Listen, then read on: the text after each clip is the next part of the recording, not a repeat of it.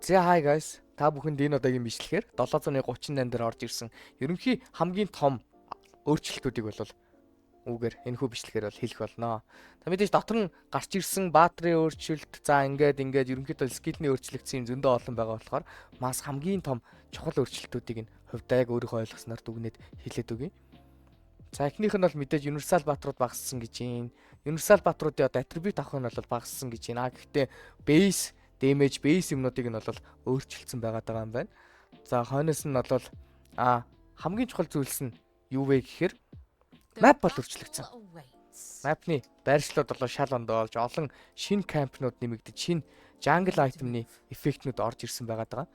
За тэгээд jungle item-ныхаа эффектүүдийг орж ирэхээс гадна одоо ингээд кампнуудаа хайх юм бол хамгийн чухал нь одоо өөрийн carry-гийн байдаг талд байна. Яг хажуухан талд нь бол ancient creep хурж ирсэн.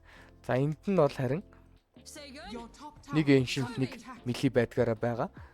Өргөдөл дээр байсан ancient creep бол яг carry-гийн хажууд нэлийн ойрхон фармдах боломжтой газар бол хүрээд ирсэн байгаа. За дараагийн хамгийн чухал өөрчлөгдсөн зүйлс нь одоо харагдаж байгаа энэ уснууд байна. Өргөдөлөөс гадна энэ голын map дээр гарч ирсэн нэмэлт уснууд байгаа. За энэ өмнө байгаагүй уснууд нь бол одоо шинэ жанглууд саргаж байгаа. Үнэн байгаагүй уснууд нь болохоор дээгүүр нь гүүхээр ингээд move speed эхлээд бол шууд орсон дээр өгдөг болсон байгаа даа. За дээрэс нь Рошан битний байршил өөрчлөгдсөн. Шөнийн цагаар мэдээж дээр байдгаараа байна. Өдрийн цагаар доор байдгаараа байна. Гэхдээ байршил нь өөрчлөгдөд гейтний хажууд байхаа болцсон байгаа даа. За дараагийн хамгийн том бас миний одоо хувьдаа бол хамгийн дуртай байгаа өөрчлөлт нь Рошан одоо өдрийн шөнийн цагаар дээр байгаа бол Tormentor бол доор байгаа гэсэн үг. Эсрэгтэлт нь Tormentor доотлол дээр байгаа. Tormentor-ны байршил өөрчлөгдөж гейтний яг хажууд байдаг болсон.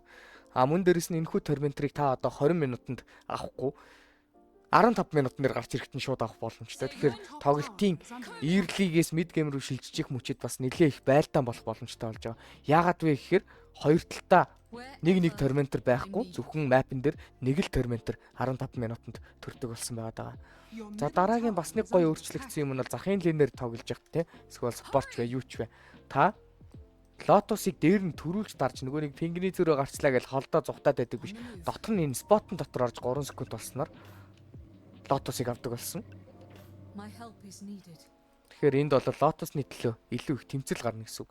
Яг үүнтэй адилхан Вистон рүүн дээр ч гэсэн нэлээ их снайч чулгаанууд бол явдаг. Энийг нь болиулж өгч хажуу талд нь хурж ирснээр дахиад Вистон рүүнийг яг Лотос авж байгаатай адилхан эффектээр бол авдаг болсон.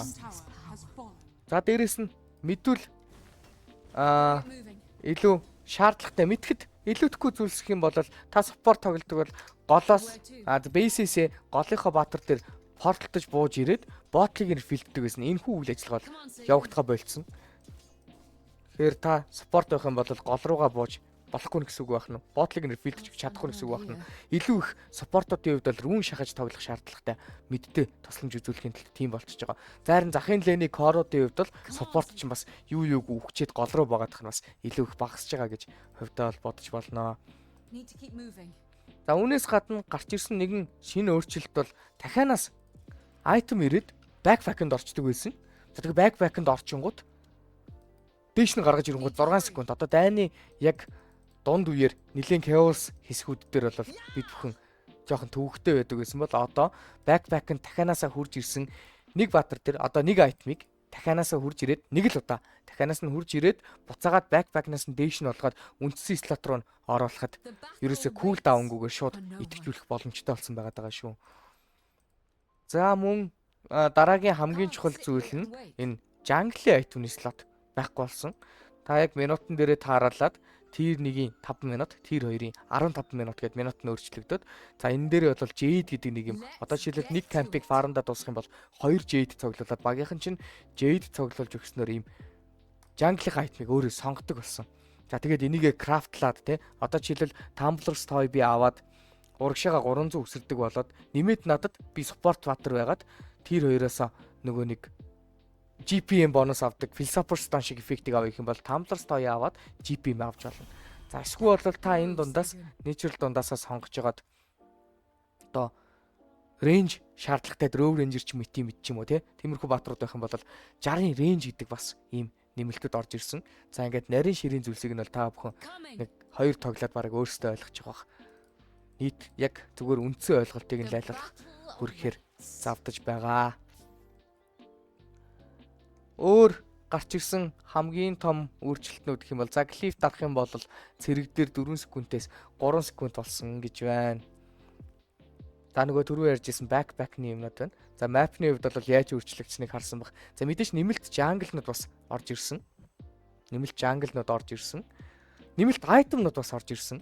Нэмэлт одоо item-ны хамгийн том өөрчлөлтүүдийг хэдүүлээ ярьчих. Item-ны хамгийн том өөрчлөлтүүд юу вэ гэх юм бол энд нэг жижигхэн orb байдаг болсон байгаа даа. Энэ байна. Чи харж авдаг шүү дээ. Orb of Frost гэж юм. За энэ хүү item нь ямар давуу талтай вэ гэхээр ер нь бол мөстүүлнэ. Хэдүүлээ нөгөө нэг мини кампын дээрээс бүлтгэд байдаг гэсэн ghost jungle-ны эффект л гэж хэлж болно. Гэхдээ хамгийн чухал нь энэ нь болохоор одоо alchemist за хаскер ч юм уу тий цусаа айгүй их нөхдөг системтэй бадруу за эсвэл morphling-ийн өдөөс нөгөө нэг скатины жижиг эффектийг бол оруулдгаар давуу талтай ийм 250 голдны үнэтэй orb гэдэг item Orb of Frost гэдэг item орж ирсэн байгаа. За дараагийн том өөрчлөлтүүд нь юу вэ гэх юм бол Abyssal Blade өөрчлөгдсөн. Abyssal Blade нь дотроо Sanji-г агуулдаг болчихсон байгаа. Sanji гэдэг айтмыг зөрүүд Vanguard-ыг нь агуулдаг болсон бас нэгэн айтм нь одоо юу? Heaven's Halberd гэдэг айтм орж ирсэн байна. Тэгэхээр Heaven's Halberd гэдэг айтм дотроо Vanguard-тай болсноор ер нь бол офлайн тоглогчид нэлээ их авах төлөвтэй байгаа болов уу гэж хувьдаа бодож байна.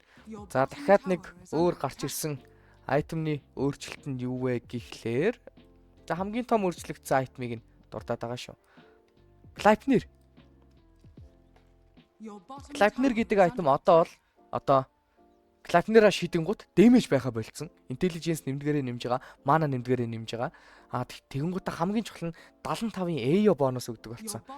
Тэгэхээр AO скиллтэй баатрууд дээр бол нэлээд гоё. За магадгүй те Invoker бас нэлээд их өөрчлөгдсөнтэй хамаатай. Invoker гол дээр тоглохдоо Клайпнер авч илүү их энттэй, илүү их одоо цустай, илүү их манатай, хамгийн чухал нь AO бонустай скиллүүдээ спамдж тоглодог болсон байх магадaltaй гэж би хувьдаа бодоод байгаа.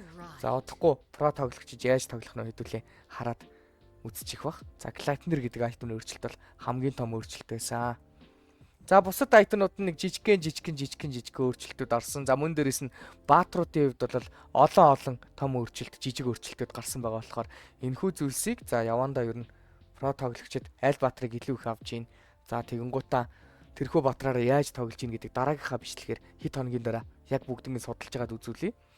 За ер нь бол яг одоогийн байдлаар Paj PL гэсэн баатрууд бол нэлээд бачинд орж ирж байгаа юм шиг харагдаад байгаа. Paj-ийн хувьд бол мэдээж ротасаагаад илүү бонус дэмэжтэй болдог болсон бол PL-ийн хувьд бол шинэ фасит орж ирсэн гэх мэтлэн. За тэгэхээр энэхүү удаагийн бичлэг үүгээр өндөрлөлөө. Туу утахгүй дараагийнхаа бичлэгээр уулзъя. Тэрхүү бичлэгээр бол илүү наривчлсан зүйлсүүдийг бол та бүхэнд хүргэнэ гэж найдаж байна. Goodbye guys.